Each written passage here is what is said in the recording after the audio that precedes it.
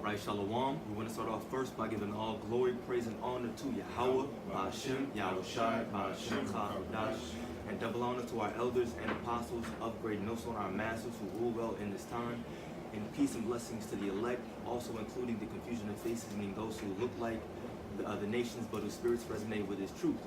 Now, as you can see, this video topic is going to be, what will your legacy be? Or what will your story be? Because you have to understand the narrative of the scriptures talk about how the Lord is raising up the tabernacle of David in these times. And those 144,000 men are right now creating a legacy, because according to biblical prophecy, America is going to be destroyed by thermonuclear missiles, and it's never ever going to be inhabited again.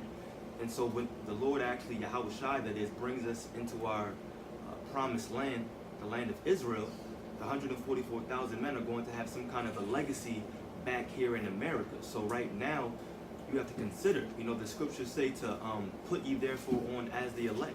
So you have to consider what your legacy or what legacy you're leaving is going to be. I'm going to say it like that. So this is the book of Zephaniah. Let's get that real quick. 3 and 20. Zephaniah 3 and 20. At that time will I bring you again, even in the time that I gather you, for I will make you a name and a praise. Right? So when we start right there, you look up that word name, it says Shem. All right, it says Shem, and it basically means name. All right, but a synonym when you also look it up, then it says fame or reputation. Okay, so keep those two words in mind. So keep reading. For I will make you a name and a praise among all people of the earth. When I turn back your captivity before your eyes, saith the Lord. Right, and that's a part of our hope. So now we want to jump over to the book of Second Maccabees, and we're going to pick up reading at the last few verses, because in the book of Second Maccabees, you have to understand this is the time of the Grecian Empire. And so where we're picking up Second Maccabees chapter 6 is when Ptolemy, one of the rulers that came after Alexander the Greek, Ptolemy made a decree in which it wasn't rightful or lawful at all to be an Israelite. And he said you have to actually take hold of the fashions of the Greek. Now this is Eleazar we're picking up, in which his story, and he's leaving behind a legacy as an example. Okay? So we leave him behind an example, and basically he was being forced to eat swine. And of course, swine's flesh is unlawful. Now an acquaintance came to Eleazar and said, look, it's okay. You can go ahead and just get a lawful meat, and you can eat it and act as if you're eating that swine's flesh. So we're going to pick up with Eleazar's words after that was told to him. So go ahead. 2 Maccabees 6 verse 7. Wherefore now, manfully changing this life, I will shew myself such an one as mine age requireth. Right, so he's stepping up to the plate, and he says, as my age requireth, talking about the wisdom that he's gained. Keep going. Verse 28, and leave a notable example to such as be young to die willingly and courageously for the honorable and holy laws. Right, he said he's going to leave a notable example. Okay, something that's notable is worth mentioning. Keep going. And when he had said these words, immediately he went to the torment. You see that? Read that one more time. And when he had said these words, immediately he went to the torment. So he manned up. He manned up. All right, keep going.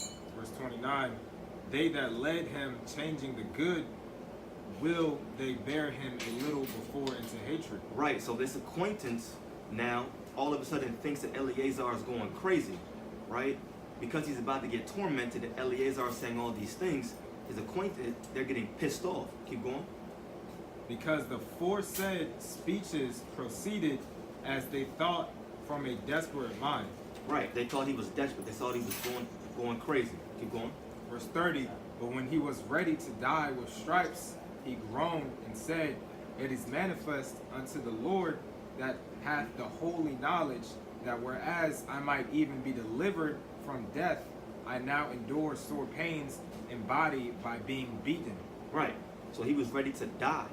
He was ready to die right there, all because when you really break down his story, it was all about Eleazar holding that faith. He believed in Yahweh Ba'ashem Yahushai, and he feared him more than he feared man. That's why it says in the book of Sirach, the 19th chapter, and I believe it's the 18th verse, it says, the fear of the Lord is a first step to being accepted of him. Because you hear about this truth, And you start to fear the Lord when you understand that the day is going to come that burneth as an oven. You fear the Lord, and then that creates faith. You go out there in the highways and byways. You keep the laws to the best of your capabilities. You make your sit downs, and you do your best to walk righteously. Okay? Keep going. But in soul am well content to suffer these things because I fear him. See? Verse 31, and thus this man died, leaving his death for an example. Right? So he died after all of that. He was like, F it, you know, I'm not eating that swine's flesh. I'm not acting as if I'm eating a swine's flesh. And he said he died, leaving an example. Go ahead. Example of a noble courage. Noble courage. Go ahead. And a memorial of virtue. A memorial of virtue. Okay? A memorial. Keep going. Not only unto young men, but unto all his nation. Not only to young men, but to all his nation.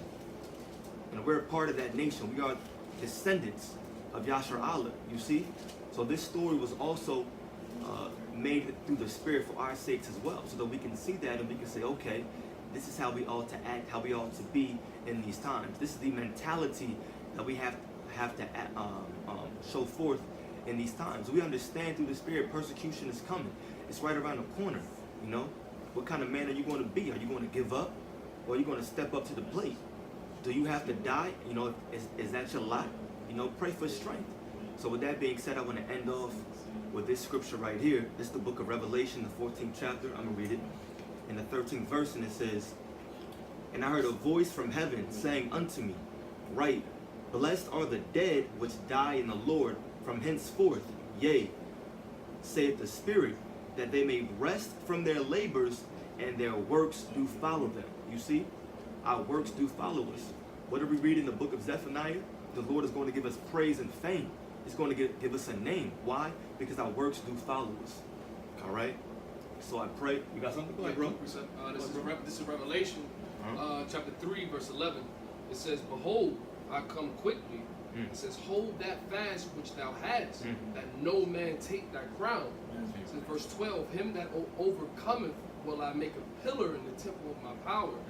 And he shall go no more out, and I will write upon him the name of my power, and the name of the city of my power, which is New Jerusalem, which cometh down out of heaven from my power, and I will write upon him my new name. Yeah, you see?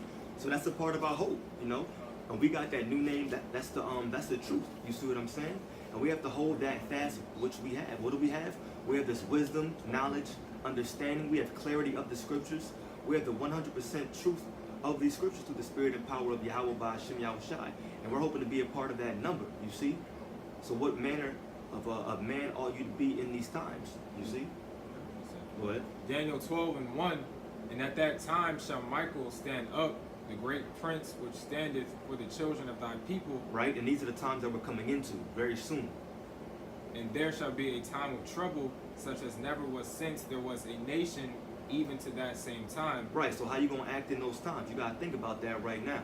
What kind of legacy are you going to leave? Are you going to be a little bitch in these times? Right? That's a legacy you're going to have in the kingdom. You see? We don't want that. Keep going.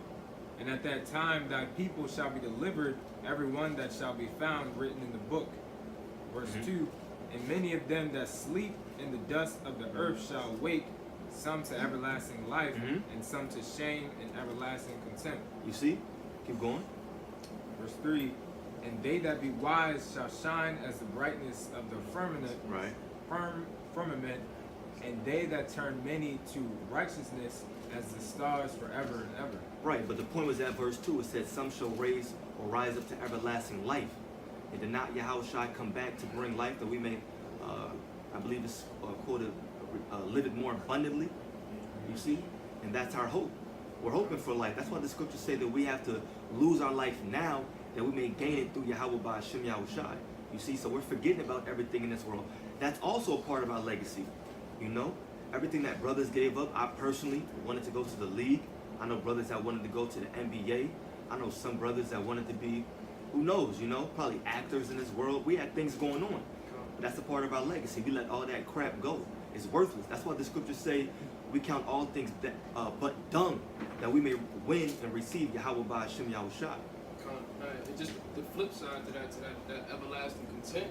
It's gonna be, you know, for the Jake, for the 2/3, the scoff, and, you know, the gainsayers that came up against this truth. Right. When they come back, you know, in their right mind, they're gonna understand, you know, what position or what role that they played on the side. You know, and it's not necessarily gonna be, it's not the greatest role. You understand? Right. So like the brother was harping on, you know, what lot do you want to be in?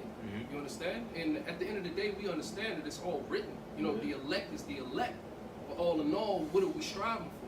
What are we trying to what are we trying to do? What are we trying to become, man? What legacy are we trying to leave? You know, it's one that is righteous, one that is ultimately pleasing unto the Lord. You know, that's pleasing unto Him. You know, that's so because ultimately all these spiritual sacrifices that we're giving, as you can see right now, you know, some of the brothers, we want these to be a sweet savor unto the Lord. You know, so He have mercy upon us when the judgment comes, and that He may exalt us in a time where He finds us to be those profitable servants. You know, that did His will, that followed Him. You know, and that we may sit with Him. Like, listen, that we may sit with Him. You know, that we may be crowned. You know, and that we may drink with Him. You know, that first drink, man. We try. That's what we striving to do. That's what we striving for. Right. Okay. But you got it, brother. You got something to say? Yeah. Okay, and just a few last words, and that's what makes this truth so beautiful. You know what I mean? The fact that you don't know, well, we know for a fact that we were called. We don't know if we're chosen. You know what I mean? Because that's why we have this hope within us. And you know, with that being said, we pray that this was edifying, and we want to give all glory, praise, and honor to Yahweh, Ba'ashem, Yahushai, Ba'ashem, Kadash. Once again, double honor to our elders and apostles of Great Millstone, and peace and blessings to the elect out there. Shalom. Shalom.